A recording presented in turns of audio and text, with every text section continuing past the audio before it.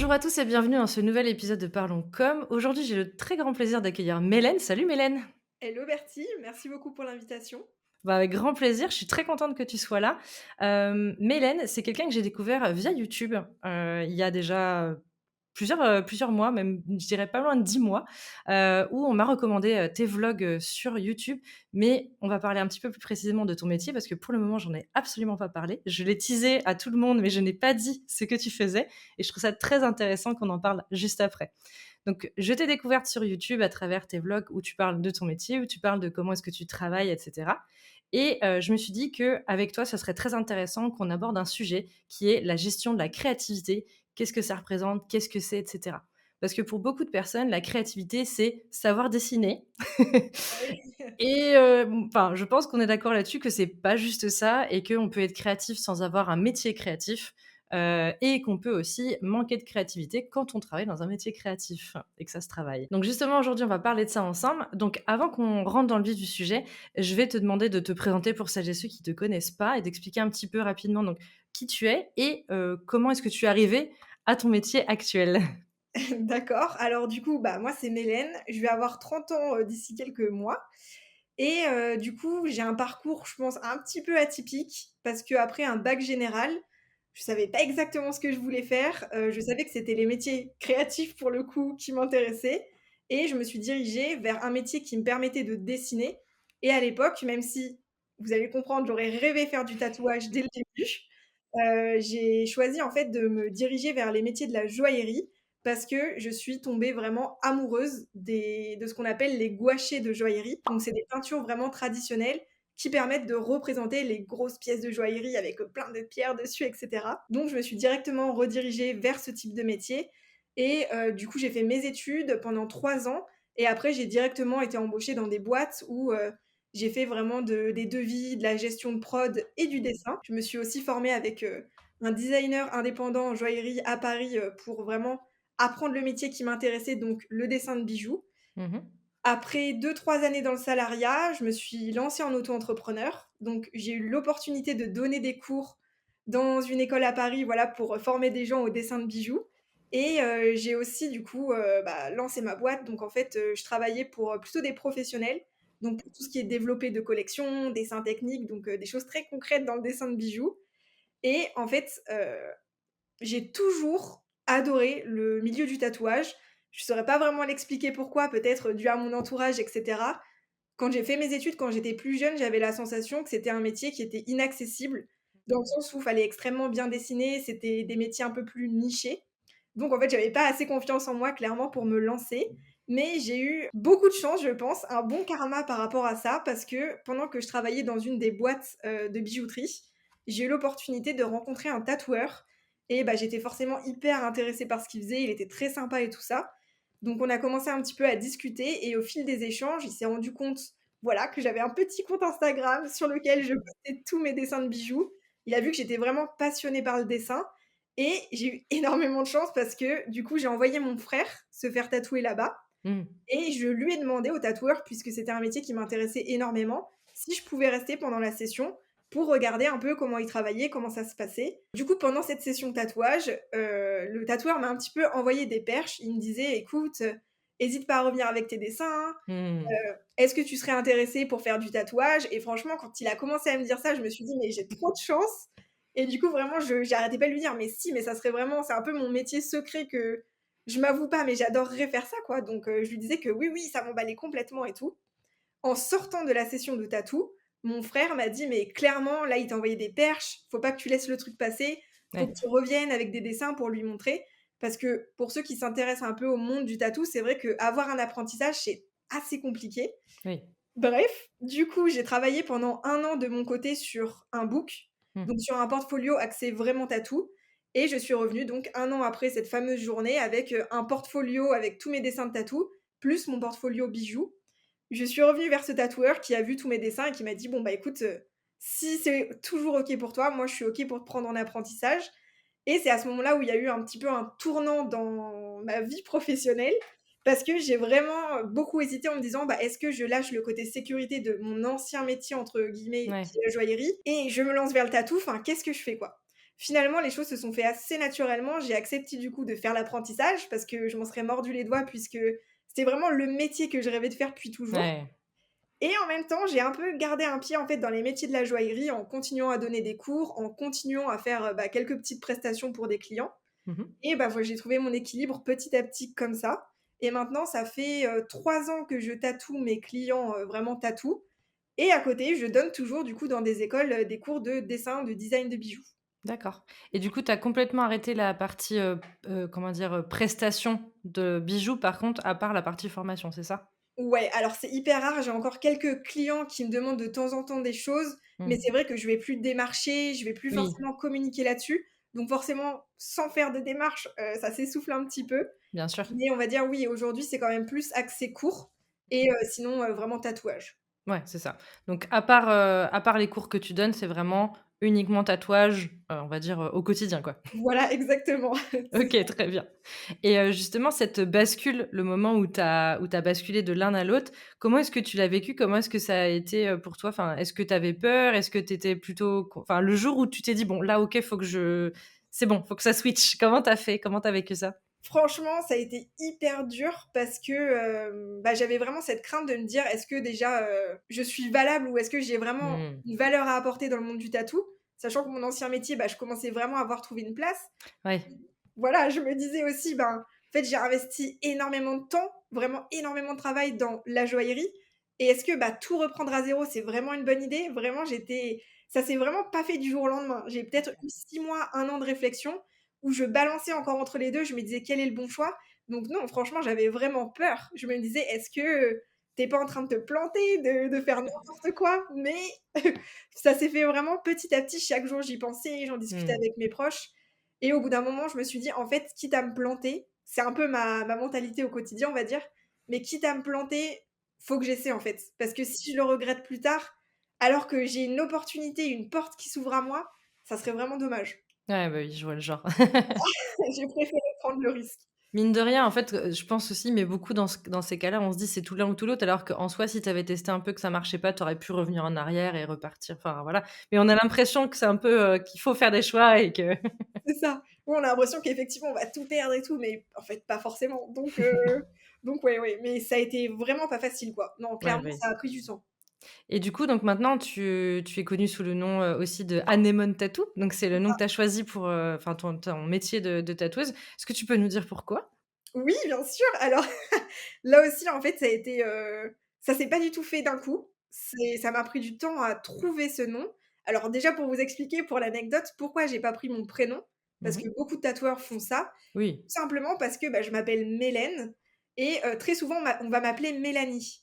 oui, ou Hélène au pire, si on l'entend. Voilà, exactement. Ouais. Et du coup, je m'étais projetée, je me suis dit: «Bon, bah, imaginons, quand je vais faire des conventions tatouage, si sur ma bannière, il y a écrit Mélène Tattoo et que les gens, ils lisent Mélanie, qu'ils essaient de me chercher derrière, je sais pas, sur les réseaux, bah, en fait, ils me trouveront jamais».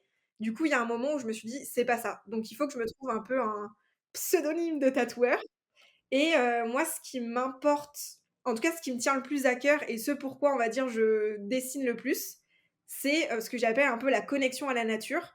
Dans le sens où, bah, c'est toujours quelque chose qui m'a beaucoup inspirée et c'est le sujet qui me touche le plus. Désolée, je digresse peut-être un petit peu. Non, mais très bien. Voilà, quand je vois que qu'on bousille l'environnement, qu'il y a plein d'espèces qui disparaissent, franchement, ça m'affecte énormément et c'est vrai que moi, c'est le message que j'ai envie de faire le plus passer à travers mon «art» entre guillemets ou mes créations. C'est vraiment cette connexion à la nature et je voulais trouver un nom en ce sens. Mmh. Et du coup, j'ai cherché plein de mots, j'ai fait vraiment une sorte de brainstorming et en fait, quand je suis tombée sur le mot anémone, déjà, je le trouvais esthétiquement joli. Mmh. Je trouve que voilà, c'est un mot qui est sympa et surtout, c'est à la fois une fleur et c'est aussi un animal marin et en Oui. fait, je me suis dit: «Mais c'est génial, en fait, ce mot englobe un petit peu, bah, tout le l'univers, naturel, que ça soit, aquatique, terrestre et cetera» et en fait, ça m'a fait un déclic et je me Mmh. suis dit: «C'est ça, quoi» C'est et c'est ça. comme ça que j'ai trouvé ce nom. Voilà. Ah mais de toute façon, enfin les noms, c'est toujours, très particulier. Enfin moi je sais que mon nom, beaucoup de gens pensent que je l'ai réfléchi par rapport à l'anglais alors que ça n'a rien Ah! à voir et c'est très drôle de se dire que, bah, des fois, c'est ça aussi qui va faire résonner et en plus ça me c'est marrant parce que enfin moi pour qui suis, quand même beaucoup ce que tu fais et même sur Instagram, je vois que tu fais beaucoup de fleurs Et Oui, tu fais aussi j'ai vu pas mal de enfin, plusieurs fois des méduses aussi oui, et du coup, j'adore. ça m'a fait beaucoup rire de me dire, bah, anémone, comme tu dis, c'est à la fois une plante et à la fois un animal marin et c'est vrai alors tu fais pas que ça, hein, les Ouais, gens bien pourront aller sûr. voir, mais c'est vrai que c'est beaucoup on voit beaucoup de fleurs dans ce que tu proposes et c'est assez intéressant de se dire que ça match aussi. C'est-à-dire que ça correspond à tes valeurs et ça correspond aussi à ta patte graphique. C'est-à-dire que c'est pas non plus un truc qui n'a rien à voir avec ton style. Ouais, bien sûr. Bah, c'est vrai que j'essaie d'être, même si des fois ça peut être compliqué, le plus honnête avec ce que je fais et du coup, ben, je pense que ça crée un univers peut-être «cohérent» entre Mmh. gros Ouais, guillemets, ouais. parce que de toute façon, en fait, pour faire très simple encore une fois, ce qui me porte, c'est, ouais, la connexion à la nature, l'inspiration à la nature et du coup, je pense que ça se recoupe. Ouais, bah, oui et donc du coup, toi, ce qui est très intéressant, c'est que on tu as ce qu'on cla carif pardon, tu as ce qu'on qualifie complètement de métier créatif parce que dans le monde du tatouage, c'est clairement un métier qui est créatif Oui. et moi, j'aimerais bien savoir pour toi, c'est quoi la définition du mot créativité? OK. Alors c'est assez large, je vais essayer de, encore une fois, pas trop digresser, mais pour moi, la créativité, ça a un très gros lien avec l'inspiration. Dans le sens où pour moi, la créativité, c'est le fait de réussir à transmettre graphiquement ou via des supports un petit peu tout ce qui nous touche. Donc, toute notre expérience, ouais, liée en fait, différents médiums qui ont pu nous inspirer, qui ont pu vraiment nous créer des émotions et essayer de le traduire graphiquement ou en tout cas, via le support, qu'on utilise. Je trouve ça hyper intéressant, ouais. Voilà, pour moi vraiment la créativité, c'est déjà ça, c'est-à-dire, transmettre ou donner une part, de nous-mêmes aux autres, en tout cas Mmh. graphiquement parlant et je pense que c'est aussi le fait de réussir à l'exprimer d'une manière un peu nouvelle. Mmh. Forcément, puisque c'est propre à nous, propre à notre expérience, forcément c'est différent, mais je Mmh. pense qu'il y a vraiment ces 2 aspects, c'est à la fois notre expérience, notre vécu et aussi le fait d'essayer de le traduire d'une manière un petit peu différente, un petit peu nouvelle. Mmh. Ouais, je pense que je dirais ça. Ouais, bah, ouais, c'est hyper intéressant parce que moi, justement, je trouve que la créativité, en effet, c'est donner une part de soi. Ça, je suis d'accord à 1000. Ouais. Et justement, je trouve que c'est très intéressant parce que pour moi, la créativité, c'est aussi je sais pas si tu vas être d'accord ou pas, hein, mais justement, c'est intéressant. C'est aussi trouver une solution à un problème. Ah oui! C'est-à-dire que proposer quelque chose alors quand je dis solution et problème, c'est peut-être des mots un peu forts, mais c'est proposer quelque chose en rapport avec quelque chose. C'est-à-dire que ça découle de quelque chose d'autre. Par exemple, tu peux avoir une idée créative pour, je sais pas, décorer quelque chose ou pour, bloquer quelque chose ou pour réparer quelque chose et j'aime bien ce côté où on amène une réponse à une problématique, solution et cetera. C'est des mots qui sont un petit peu forts, mais à quelque chose un besoin, on va dire et on amène une solution par rapport à ça et c'est la manière aussi dont on va l'amener qui va être, qui peut être créative, qui fait que, ça peut être vraiment intéressant d'avoir, ce côté, visuel, mais pas que et je trouve ça très intéressant de se dire qu'on peut être créatif sans, par exemple, comme on disait, savoir dessiner Ouais. ou, forcément et cetera. On peut avoir plein d'idées, en fait, créatives et je trouve que c'est un pan qui peut être vraiment intéressant, mais je suis complètement d'accord avec toi sur le côté partager de soi, enfin amener quelque chose de soi, ouais. Et ben, pour le coup, je c'est vrai que je l'ai abordé d'une certaine manière, mais comme tu le dis, j'ai même la sensation que c'est vraiment dès qu'on aura un peu plus un cadre ou des contraintes, c'est à ce moment-là qu'on sera encore plus créatif. Je donne un exemple très concret, mais quand dans le tatou, on me dit: «Bah, voilà, ta carte blanche» ou Mmh. quand moi je suis face à ma page blanche et que je suis en mode: «Bon, bah, là, tu vas faire une illustration, tu as pas de contraintes, tu peux faire ce que tu veux». C'est dur. Finalement, ouais, Ouais. finalement, c'est plus difficile que d'avoir au moins quelques axes de réflexion sur lesquels on va se baser et se creuser la tête pour, comme tu le disais, répondre à une problématique et je trouve vraiment que c'est finalement dans ces moments-là, quand on a vraiment, ouais, un problème à contourner ou à régler, qu'on est le plus créatif. Mmh. Quand toi, tes clients viennent avec une demande particulière, c'est «plus facile» entre guillemets pour toi parce que tu as un axe et donc Ouais, tu sais vers quoi tu veux les amener. Après ça marche pas du premier coup, mais au moins c'est tu peux plus avancer.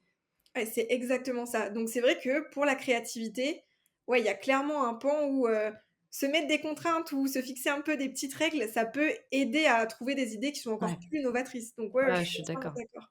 Mais il y a une phrase, alors je sais plus si c'est quelqu'un qui l'a dit ou si c'est juste une phrase qu'on se dit comme ça, mais je crois que justement c'est de la contrainte naît la créativité, un truc comme ça qui se Ouais, dit. oui, oui, exact. Et je suis complètement d'accord parce que, par exemple, je sais que moi, j'ai des élèves en école de design et des fois, je leur dis: «Beh, agrémentez votre portfolio». Ils font: «Ouais, mais je sais pas quoi faire». Je dis: «Mais justement, je sais pas, aujourd'hui, en plus, il existe, je prends un exemple, mais il y a des intelligences artificielles, tu dis: «Fais-moi un brief créatif». ils vont te faire un brief où je dis: «Beh, fais-toi un bol, tu mets plein d'idées, tu pioches et tu te dis: "J'ai 3 contraintes à piocher, une forme, une couleur, un sujet" et Bah, tu oui. fais un truc, quoi». C'est plus facile, je pense, que en comme tu dis, la page blanche et je pense que la page blanche stresse énormément les gens. Ah bah oui, parce que vraiment on panique, on sait pas sur quoi partir. En fait, c'est trop large. Je pense Mmh. qu'il y a vraiment zéro cadre. Après, ça dépend peut-être de l'expérience et de la Mmh. façon de créer de chacun, parce que je pense qu'on est tous différents. Mais oui, non, ça peut vraiment faire peur. Ouais, bah, oui. On n'est pas dans un moment où vraiment on a de l'inspiration, où on sait ce sur quoi on a envie de partir. Oui, clairement, ça peut paniquer, quoi. Ouais, bah, ouais. Si un client vient, te dit: «Écoute, je veux faire un full bras avec toi, j'adore ce que tu fais, je te laisse faire ce que tu veux, vas-y». Bah, c'est plus stressant? Ouais, bah, en fait, c'est d'un côté, c'est hyper gratifiant parce qu'on Oui. a la sensation que notre «art» entre guillemets ou nos créations vont plaire. Mais par contre, on est en mode: «Bah, alors là, je peux partir dans tous les sens» et surtout quand, c'est par rapport au tatou, on se dit: «Bah, oui, mais j'ai quand même envie que ça plaise à mon client, donc faut pas non plus que je parte, sur quelque chose qui soit complètement à côté de la plaque». Mmh. Donc ouais, non, c'est plus difficile en réalité que d'avoir au moins un élément. Par exemple, je veux partir sur des fleurs, après fais les fleurs que tu veux. Mais oui, Oui. c'est beaucoup plus compliqué d'avoir, carte libre finalement. C'est ça, ouais. Quand tu as au moins un comme tu dis, un point, par exemple les fleurs ou les animaux ou enfin voilà, c Ouais, déjà tu as même si c'est un peu plus difficile que si tu avais quelque chose de précis, alors faut pas que ce soit trop précis non plus, on est d'accord, mais si tu avais quelque chose un peu plus précis, oui, c'est plus difficile, mais ça reste tellement plus simple que d'avoir aucune contrainte parce que justement tu sais pas du tout sur quoi partir. c'est ça et pour le coup, il y a aussi un truc qui est intéressant, si on a en tout cas en tatou, beaucoup trop d'indications, là Mmh. c'est l'inverse, c'est que ça Oui. tue la créativité parce qu'en fait, on a plus l'impression d'être une imprimante et Mmh. on peut pas vraiment essayer de créer un design ou une idée qui soit intéressante parce que juste littéralement, on reproduit quelque chose, souvent déjà qui a déjà été fait d'autant plus. Ouais. Mais oui, là aussi, ça peut être compliqué niveau créativité, voire, complètement l'éteindre. Ah oui, bien sûr, ça enfin, je pense que pour tout métier même, hein, d'ailleurs, je pense que franchement, je vois pas à quel métier ça s'appliquerait pas. Mais je pense que dans tout métier, s'il y a trop de cadres et si on fait pas confiance à l'expertise et l'expérience de la personne, autant ne pas travailler avec enfin, Oui, si entre guillemets, «travailler avec elle, ça change rien», prendre un exécutant plutôt que enfin ouais, exactement, exactement. et je pense que dans le monde des tatouages, c'est d'autant plus important parce que souvent enfin moi en tout cas, j'avoue mon tout premier tatouage, je suis allée au moins cher comme beaucoup. Il est pas ouf, il est pas dégueu, mais il est pas ouf mais j'ai appris et c'est pas grave. Mais par contre après je me suis dit: «Non, je veux travailler avec quelqu'un parce qu'il a un style, parce qu'il a une manière de travailler, parce qu'il respecte des choses et si c'est, plus cher, moins cher et bah, je ferai soit plus petit, soit je m'arrangerai avec lui, soit je ferai en plusieurs fois mais je veux, quelque chose qui corresponde à mon besoin et pas juste le truc le moins cher possible parce que, bah, après tu te retrouves en général avec quelque chose qui te plaît pas forcément. Ouais, mais comme tu le dis, ça, c'est vraiment j'ai l'impression, on y passe tous. C'est-à-dire, quand je discute avec mes clients, quand je vois ma propre expérience, on passe tous par les premières expériences de tatou où on n'est pas forcément encore, «éduqués» entre gros guillemets au monde du tatou et à comment ça se passe et on ressort tous avec des tatous des fois qui nous plaisent pas à 100 et cetera. Mais bon, je pense qu'on passe tous par là. Je pense que c'est comme chez le coiffeur, tu sais quand c'est fini, c'est bien, tu fais: «Oui, oui». Compliqué. C'est ça, mais bon, ce comme tu dis, je pense que ça arrive à tout le monde et puis même dans tout métier pareil, hein, je pense que ça arrive toujours de des fois chercher au moins cher Bah et oui, de pas forcément être contente du résultat. Moi, j'ai une cliente une fois, bon, c'était il y a longtemps, mais qui est venue me voir pour un site, à l'époque où d'accord, je faisais des sites web et OK. elle me dit je lui dis le prix et elle me dit: «Ah, c'est beaucoup trop cher, mon neveu, il va me faire ça gratos». Je fais: «Mais allez-y, très bien, Ouais, le ouais, pro si vous pouvez, faites-le, il y a pas de problème». ouais, Sauf que, bah, son neveu, c'est pas son métier. Il a fait ça vite fait, c'était bancal, c'était pas très bien.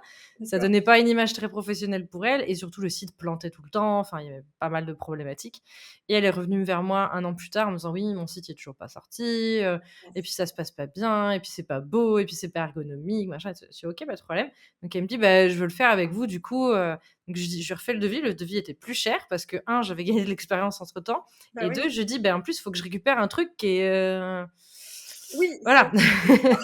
J'ai des les bases sont pas saines, donc je ferais limite ça coûte moins cher de partir de 0, et en fait, elle m'a dit: «Ah mince, ah oui, c'est quand même plus cher et tout». Je dis: «Beh oui», enfin, pareil, c'est une phrase, je sais pas si c'est quelqu'un qui l'a dit ou autre, mais il disait que l'inexpérience peut coûter plus cher que «l'expérience» entre guillemets parce que, oui. bah, ça lui a coûté peut-être pas forcément de l'argent, mais du temps, de l'énergie et cetera et dans tous les métiers, pareil, je pense que ça peut s'y appliquer malheureusement. Ah carrément. Mmh. Bah, typiquement, encore une fois, pour revenir au tatou, c'est la même chose. C'est-à-dire que Mais si oui. on a un tatou un peu foiré, je vois les personnes qui reviennent, pour faire des covers, finalement, ça leur coûte beaucoup plus cher parce qu'ils ont payé le premier tatou, Le deuxième, souvent pour un cover, bah, il y a beaucoup de travail et c'est des pièces plus grandes. Donc ouais, des fois, c'est bien de prendre le temps, de bien jauger tout ça, mais ouais, c'est vrai que pour ça, c'est pas évident. Et justement, tout à l'heure, je parlais, tu vois, des conseils que je pouvais donner à mes élèves, par rapport à ça, mais comment est-ce que toi, tu travailles ta créativité au quotidien? Donc tu as les commandes de tes clients, mais Oui. est-ce que tu fais aussi des choses en dehors? Comment est-ce que tu travailles ça? Peut-être avec tes cours aussi, comment tu travailles ta créativité pour être sûr justement d'éviter ce syndrome de la page blanche ou ce stress de, «Mon esprit est tout vide, c'est un raisin sec, je ne sais plus quoi faire»? Alors, pour le coup, j'avoue que j'ai un peu de chance, je pense, par rapport à ça, mais ça m'arrive quand même assez rarement de me dire: «Là, j'ai plus aucune inspiration, je ne sais absolument pas quoi dessiner» et après je pourrais donner des petits tips ou en tout cas, comment, je vois les choses et cetera. Mais j'ai tellement des ressources, je vais revenir dessus, mais j'ai plein de ressources qui me permettent, bah, de presque jamais avoir ce truc où je suis complètement Mmh. vide et où je sais absolument pas quoi faire. Parce qu'il y a 2 choses, je pense, qui m'aident. Déjà, bah, en fait, j'ai mes clients. Quand ils vont m'apporter, leurs demandes et leurs souhaits en termes de tatou, implicitement, en fait, moi, ça va nourrir ma créativité parce que Oui. comme on le disait tout à l'heure, j'ai des nouvelles contraintes qui arrivent et du coup, je vais chercher dans ma bibliothèque mentale d'éléments pour me dire: «OK, comment je traduis ça en un dessin qui va leur plaire?» Donc ça, c'est la première chose et la deuxième chose, alors je dirais pas que je le fais volontairement, Mmh mais mh. dans mon quotidien, je vais essayer de rester ouverte un peu au à des nouvelles illustrations, à Mmh. de nouveaux artistes. Je vais faire de la veille sur les réseaux sociaux parce que, bah, c'est ma passion le dessin, donc j'ai de la chance pour ça. Du coup, je vais, en fait, me nourrir inconsciemment de toutes les nouvelles choses que je vois, essayer de faire des expos, essayer d'ouvrir un petit peu l'œil quand je vais me promener dehors et je Mmh. pense que tous ces éléments d'inspiration, bah, que je le veuille ou non, ça va vraiment nourrir ma créativité. Ce qui fait encore une fois que j'ai toujours cette sorte, de bibliothèque mentale d'éléments visuels. Parce que je sais que moi, en tout cas pour la création, je fonctionne beaucoup sur le visuel. Ça Mmh. aurait pu être de la musique, ou d'autres Oui. choses, mais voilà. Et du coup, ben, finalement, j'ai la chance de rarement, en fait, me dire: «Bah, là, je suis face à la page blanche, j'ai aucune inspiration, je sais pas quoi faire» parce que j'ai toujours des choses en arrière-plan. Ma problématique, ça serait plutôt le temps. C'est que des Mmh. fois, j'ai pas le temps et je suis un peu frustrée de pas réussir à faire des éléments que j'aimerais dessiner ou créer. Ouais, comme je te comprends. Voilà. Mais pour le coup, je sais que j'ai toujours en arrière-plan des choses que j'ai envie de faire. D'accord. Et justement, tu penses que si tu pouvais donner 3 conseils aux personnes qui se disent: «Là, j'ai l'impression d'être en panne», Ouais. donc tu as parlé notamment, par exemple, de faire de la veille et cetera. Tu aurais 3 conseils assez simples et efficaces à mettre en place rapidement pour quelqu'un qui se dit: «Là, faut que je retrouve ma créativité». Le premier, je vais en donner un très concret, très terre à terre, mais je suis beaucoup comme ça. C'est très bien. Ça serait en fait de se créer un mood board. Donc en fait, un mood board, pour ceux qui savent pas, c'est une sorte de planche d'ambiance Mmh mh. et tout simplement, c'est de vous balader, ouais, sur les réseaux sociaux, sur Pinterest ou même si vous avez des images qui vous plaisent chez vous, Mmh. que vous avez, je sais pas, des magazines, des choses comme ça, de tout rassembler en une planche et vraiment de se dire: «Bah, là, j'essaie pas de retrouver de l'inspiration, je vais juste rassembler plein d'images qui me parlent, qui me Mmh. plaisent, qui vont me déclencher des émotions ou des images d'artistes vraiment qui me ouais, qui me portent, qui me parlent beaucoup». Vous rassemblez tout ça et je suis presque sûre à 90 qu'au cours de ce processus, le fait de vraiment retomber sur des images et sur des éléments qui vous font un peu vibrer, en tout cas, c'est Mmh comme ça mh. que je le vois, ça va vous déclencher, en fait, des sortes de petites visions de création où vous dire: «Purée, mais oui, ça serait génial, avec cette image et cette image, si je les combine un peu à ma façon, je suis sûre que ça pourrait être une création géniale» et vraiment, premier conseil, du coup, c'est se créer un mood board, pas se mettre la pression de se dire: «Il faut à tout prix que j'ai une idée». Mmh. Normalement, ça devrait arriver tout seul en vous replongeant vraiment dans ces images et dans tous ces éléments qui vous créent des émotions, qui vous tiltent, qui visuellement vous plaisent. Ouais. Donc premier conseil, ça serait celui du mood board. Mmh mh. Deuxième conseil, ça serait en gros, comme je le disais un petit peu au début du podcast, j'ai la sensation que la créativité, c'est vraiment intimement lié à l'inspiration. Mmh. Et il y a un moment, si on a épuisé nos sources d'inspiration, c'est normal pour moi que ça soit hyper difficile de créer parce que, encore une fois, pour moi, la création, c'est pas un acte divin qui nous tombe dessus et tadam, on a une idée. On a vraiment besoin, je sais pas, comme un petit animal, de nourrir cette inspiration pour qu'ensuite on puisse tout simplement créer. Donc ce que je vous dirais, si vous êtes un petit peu comme moi et que vous êtes de nature, des fois un peu stressé à vouloir aller vite et tout ça, de vous dire: «Pour le coup, je lâche prise et juste, je vais essayer de vivre des nouvelles expériences pour moi». Encore une fois, sans forcément penser à l'inspiration et à la créativité, mais de se dire: «Bah, voilà, ce week-end, je pars en voyage, Je sais pas, je sors avec ma famille, des amis, je vais essayer d'aller voir un nouveau film au cinéma. Juste, en fait, essayer de vous remplir d'expériences parce que encore une fois, pour moi, la créativité, c'est très lié à notre expérience, à Mmh. nos émotions, à ce qui nous fait vibrer. Donc en fait, encore une fois, lâcher prise et juste essayer d'aller vivre tout simplement de nouvelles expériences ou vivre des nouvelles choses et je suis convaincue encore une fois que vous allez voir que ça va revenir tout seul. Ouais, bah, oui et je me permets parce qu'il y a pas longtemps, parce que j'ai vu de ta dernière vidéo, tu es Oui. allé faire une retraite de plusieurs heures, de plusieurs dizaines d'heures pour, Ah oui, observer des loutres. c'est vrai, Je ne dirai pas si tu en as vu ou pas, les gens iront voir la vidéo, mais voilà. est-ce que ça, par exemple, c'est quelque chose qui, entre guillemets, «t'a permis», parce que tu t'es retrouvé longtemps dans le froid sans forcément parler, enfin, sans pouvoir faire trop de bruit. Ça a Exact. été quelque chose qui t'a permis, tu penses, à certains moments, de te dire justement de lâcher un peu ton cerveau et de le laisser vagabonder pour faire des choses? Franchement, carrément. Alors pour être 100 honnête, moi la façon dont je l'ai vécu, c'était un peu une souffrance sur le coup, Mmh. parce que j'ai tellement l'habitude justement de vouloir aller trop vite, vite, de faire plein de choses et tout ça, que là ça m'a drastiquement obligée à me poser. Mais par contre, je l'ai vraiment ressenti, comme je le disais du coup dans le dernier vlog, c'est qu'après ces heures vraiment à attendre dans la nuit, à rien faire, à juste écouter le silence de la nature clairement, j'ai senti que j'étais beaucoup plus apaisée et beaucoup plus posée et c'est vraiment comme si ça avait fait un peu un reset, un peu un Mmh. reboot de mon cerveau et clairement ça permet, je trouve derrière, bah, de relancer un petit peu cet élan créatif que parfois, justement parce qu'on se met la pression, on veut un peu forcer, Ouais. mais je pense que justement ça réside plutôt dans le lâcher prise. Mmh. Donc oui, alors je le ferai pas tous les week-ends clairement On est d'accord.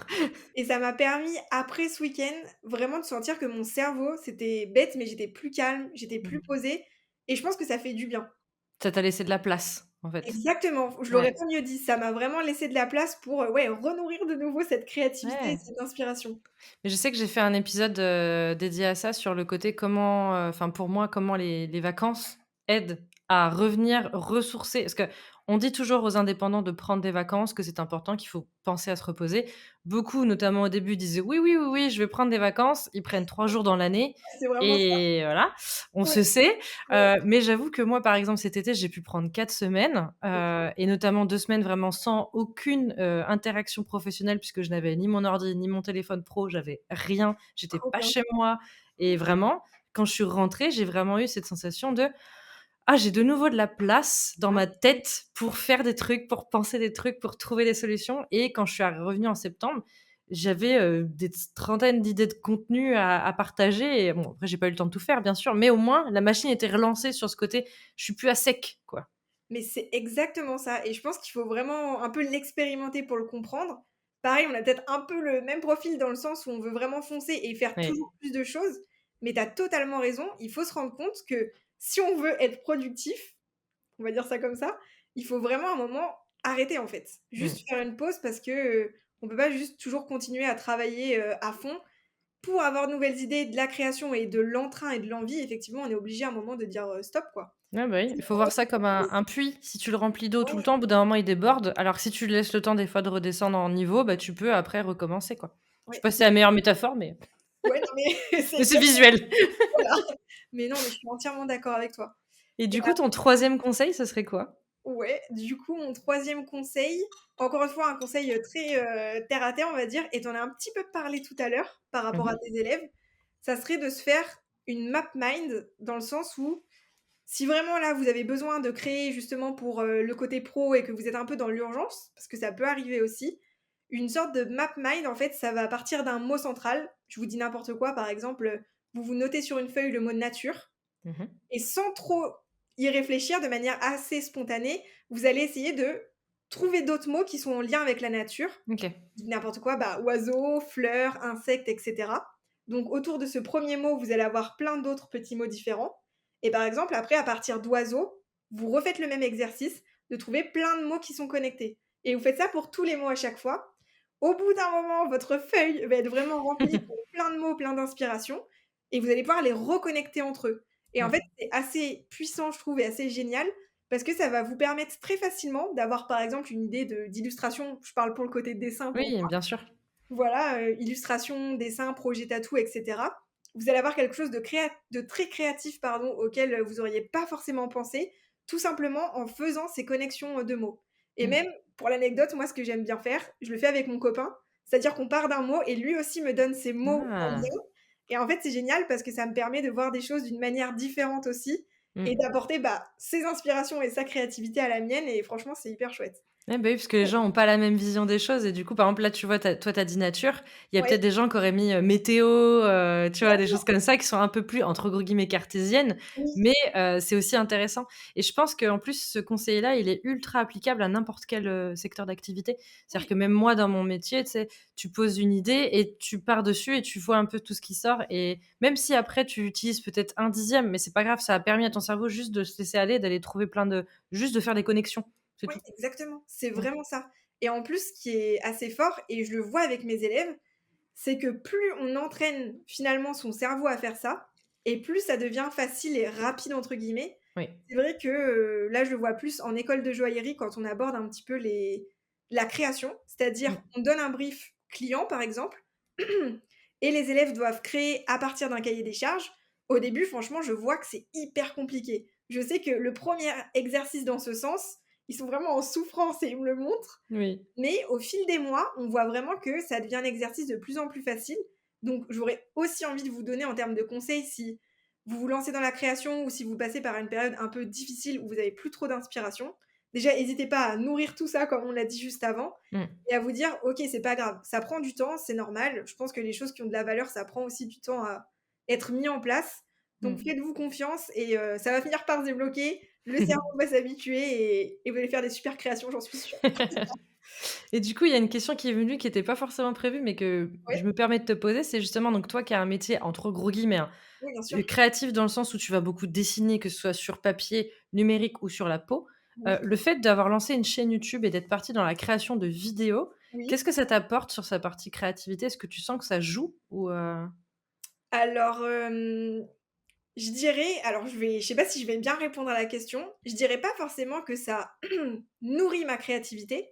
Par contre, je dirais que ça m'a permis de rééquilibrer ma créativité, dans le Mmh. sens où, à la base, sans les vidéos YouTube, j'allais vraiment, être obsédée par le fait de dessiner, faire les meilleures illustrations, progresser en dessin et j'ai peut-être un caractère un peu obsessionnel, mais vraiment j'étais à fond, à fond, à fond là-dedans et en fait, les vidéos, ça m'a permis 2 choses. Bah, déjà de partager un peu mon quotidien avec les gens, ce que Oui. j'adore et surtout, ça m'a permis de développer un autre pan de ma créativité et de calmer mon autre côté peut-être trop obsessionnel pour le dessin et de réfléchir à d'autres choses, à une autre manière de faire les choses pour le montage vidéo, par exemple et donc vraiment de rééquilibrer tout ça.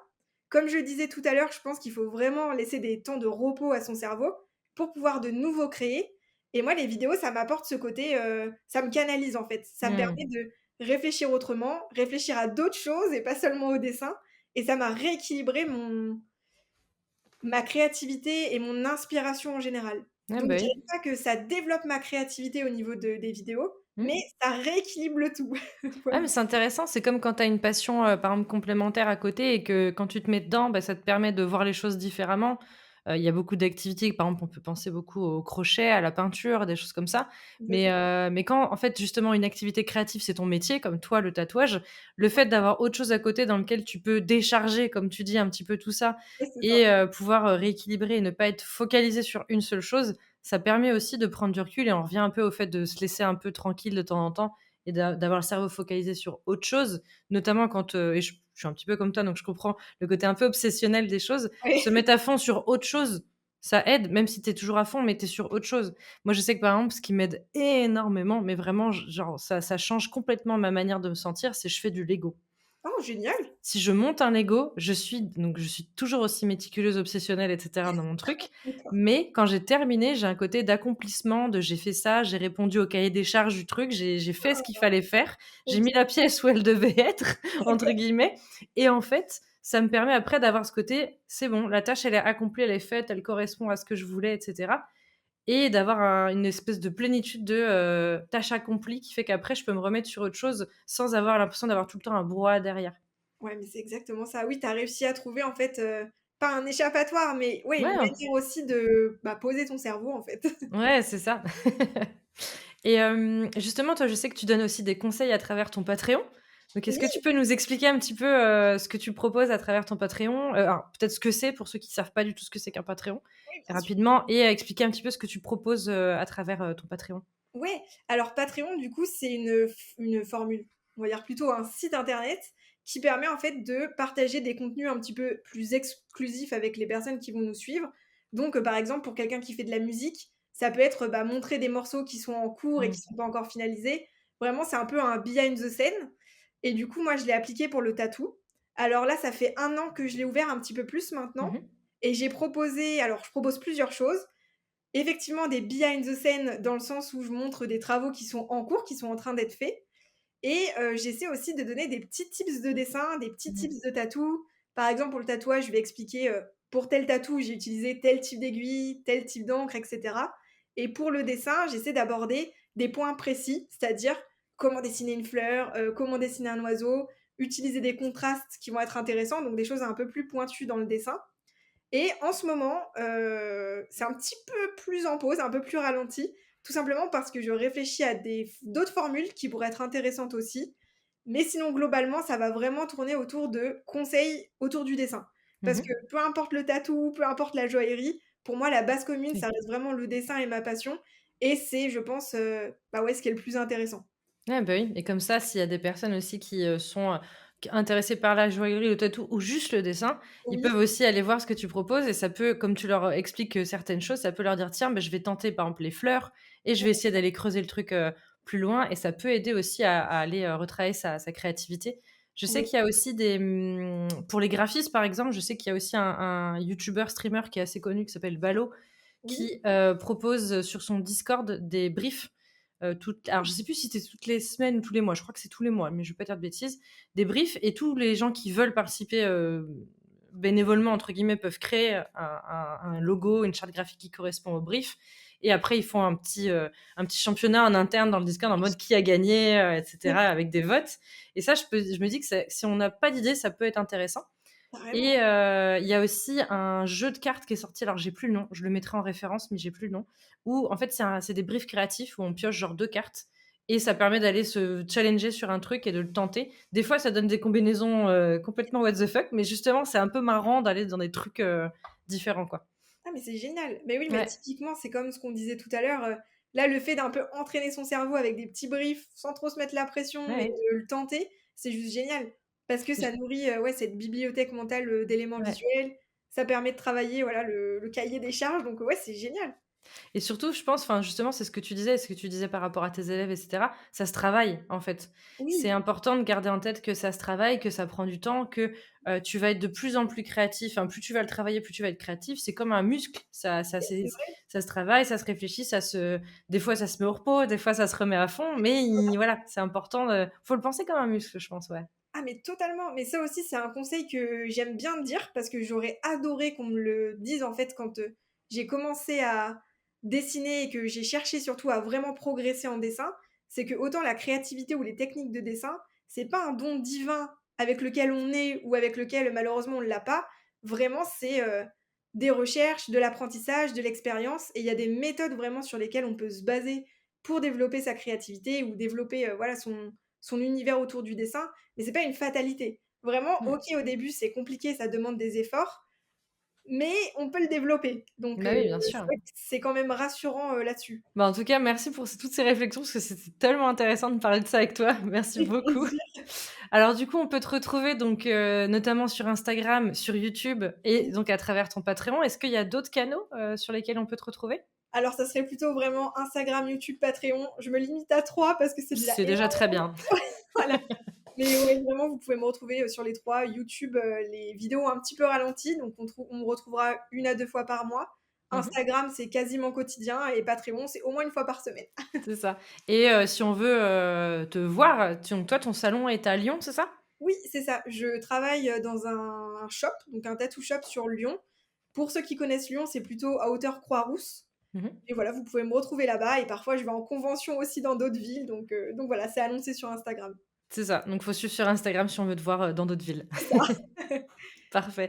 Bah, en tout cas, merci encore beaucoup pour cet échange, c'était vraiment chouette et puis n'hésitez pas à aller, découvrir donc Anemone Tattoo, Mélène, sur ses réseaux et bah, merci encore et bah, certainement à bientôt. Oui, avec grand plaisir et à très bientôt. Bonne journée à tous, merci.